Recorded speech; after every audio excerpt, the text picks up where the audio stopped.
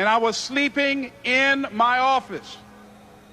It was hard when just over 3 years ago, in the Penobscot building in Detroit, Michigan, where I was operating my business, and I fell on some hard times.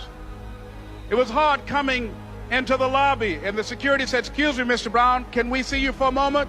And I said, "Yes." And I walked up to the counter, and he gave me an envelope.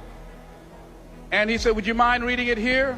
And I opened the envelope, and the envelope was from management that said, "This is an office tower. It's not a hotel. Please do not sleep in your office." And I said, "Excuse me, sir." I said, "I just work long hours in creating my business. I'm an entrepreneur. And right now things are bad for me. But they're not going to be this way always. I'm not trying to make this my home." And it was hard coming through the lobby. And sometimes they would laugh. There's a guy talking about becoming successful. And look at him. He's bathing in the bathroom upstairs on the 21st floor. He sleeps on the floor.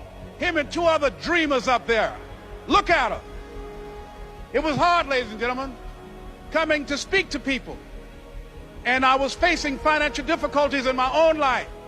I was behind on my bills and my dreams, and I'm saying to them, you can live your dream. It was hard, ladies and gentlemen. It was very difficult to pick myself up each day believing that I could do it. There were times that I doubted myself. I said, "God, why is this happening to me? I'm just trying to take care of my children and my mother. I'm not trying to steal or rob from anybody. Why did this have to happen to me?" It was rough when I lost my job, and I could not find a job. It was humiliating and embarrassing, borrowing money, and then I couldn't pay the money back when I told them I would. That's rough. How people look at you, how they respond to you. It's very hard. Here's what I discovered that happens to you in life, that you will go through things, and while you're going through them, you can't understand why it's happening to you. But after you go through it, and you get back and you look at it and you say, "Oh, now I understand why I needed that lesson." Then I saw that that was preparing me for bigger and better things. See, most people want it easy. See, easy come, easy what? Easy go. Learning those things that you don't like to do. But you know that in order for you to get where you want to go, this is one of the hoops that you have to flip through. And I'm saying to you, whatever you got to do it, because if you don't, life is going to whoop you until you surrender. How do you hang in there during the hard, difficult times? Les, you must have faith. You've got to believe in yourself. You've got to believe in your abilities. You've got to believe in your service, your company, your ideas. Unquestionably, you got to have faith, and that faith gives you patience. That it's not going to happen as quickly as you want it to happen. A lot of things are going to happen that will catch you off guard. And so therefore you've got to deal with and handle it as it comes. And not only that, but that faith and patience drives you into action.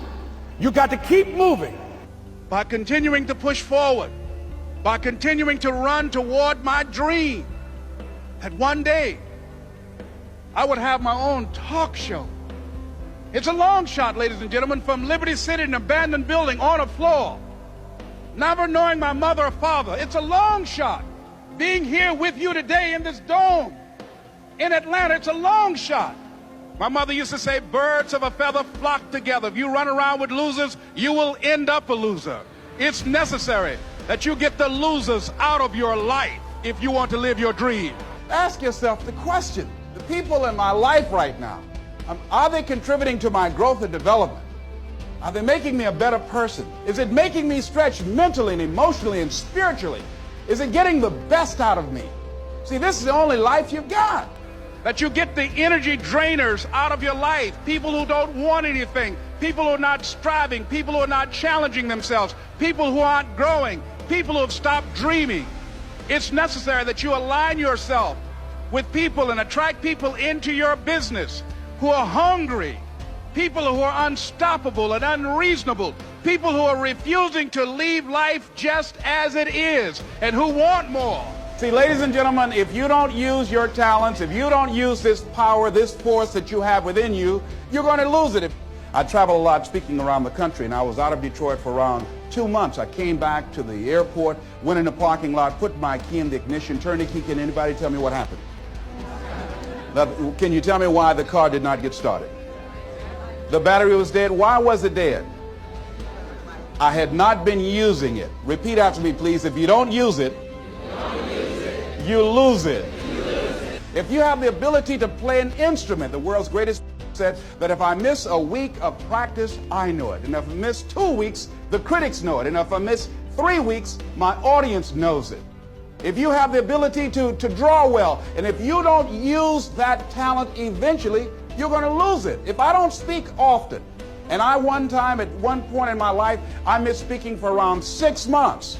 And when I came up before an audience, I was rusty. I could not get my thoughts together. I could not have the power, the kind of confidence that I needed in order to make it happen. So whatever you want to do, whatever idea that you have, the longer that you're sitting on that idea, you are either creating or you are disintegrating. If you're not using it, your skills are diminishing every day. I was on a television program the other day. A lady called in and she said, there's something I'd like to ask you. And I said, what is it? She said, well, I have this thing I want to do, but I've been unemployed. I lost my job for 2 years. I haven't been able to find a job. I don't have the money and I don't have the contacts and I really don't know what to do. I said, excuse me. I said, the fact that you don't have the money or the contacts really is not the issue. I said, what's the real issue? She said, what do you mean? I said, what's stopping you from doing what you want to do? She said, well, I don't know. I said, but if you did know, what would your answer be? She said, well, I think maybe I'm afraid. I said, what are you afraid of? Maybe I might fail. See, a lot of people allow fear to stop them from living their dream. Answer your calling. Whatever you're called to do, don't count yourself out. Don't say, I can't do that. You're bombarded with negative stuff every day that beats you down, and you will find yourself unconsciously engaged in self-destructive behavior. If you don't program yourself, life will program you. It's got to be your passion. You got to love it, ladies and gentlemen. You got to love it. It's got to be what you are supposed to do. You want to sing, and even though they want to invite you to Carnegie Hall, you're going to sing to anybody that listen to you, including singing to yourself. I used to talk to my plants when nobody else would listen to me. You're supposed to build something. You're supposed to create something. I don't know how to do it. Learn. Do whatever is required. Just go out there. It's possible you can get what you want. It's necessary. If you want it, you got to go into action. You got to be willing to experiment. You got to be willing to fail and to succeed. You got to be willing to form and to develop new relationships. It's you, it's on you. You got to make that happen. Nobody's going to bring it to you on a silver platter and say, here's your dream manifested. No, it's hard. Yes, it's hard. It's difficult. Yes, right. And it's worth it. It's difficult. It's challenging for kids right now. And it's going to take some easy, simple methods to help bring them out of this madness. Let's look at where we want to go. What is it that we want to produce? What is it that we want to create for our young people? What kind of world are they going to be in? And as we think about that, as we begin to use our collective will and genius and resources, it's possible that we can create an educational system that not only will test their minds with information and facts and figures, but will teach them how to think and be creative, and what does it mean to be a human being and to value human life, and how do you make relationships work? How do you bounce back from adversity? It's possible that we can give them a curriculum that will give their lives a sense of purpose and direction and meaning, and teach them how to begin to know and operate on a higher level of being, where they become assets to our society rather than liabilities. What if we leave here with that kind of consciousness that it's possible, as opposed to saying we have to write this generation off, that it's possible that we were born for such a time as this and that, that maybe someone here has the idea or the method or some plan of action or an approach that can resolve many of the problems that we're facing with young people today. Whatever we have to do to save our children, it's worth it. So that brings me to the final step. that it's necessary for us to begin to look at the future and know that it's possible that we can have our dream. Yes, it is. Other people have done it, then we can do it. We fail a lot of times. Well, a lot of other folks failed, and eventually they came back and they succeeded. So it's possible we can have what we want. And we know that we want to get it. It's necessary that we align ourselves with people that think like we do. It's necessary we get negative, do-nothing people out of our lives. It's necessary we never stop learning and growing and developing ourselves. It's necessary that we never give up. We know that it's you, it's me. It's being responsible for our stuff and deciding that we're going to keep on keeping on, that we're going to find a way to win or find a way to make it happen. And we know it's hard. It's not going to be a picnic. And we've all had experiences where we were working on something and we knew it was possible.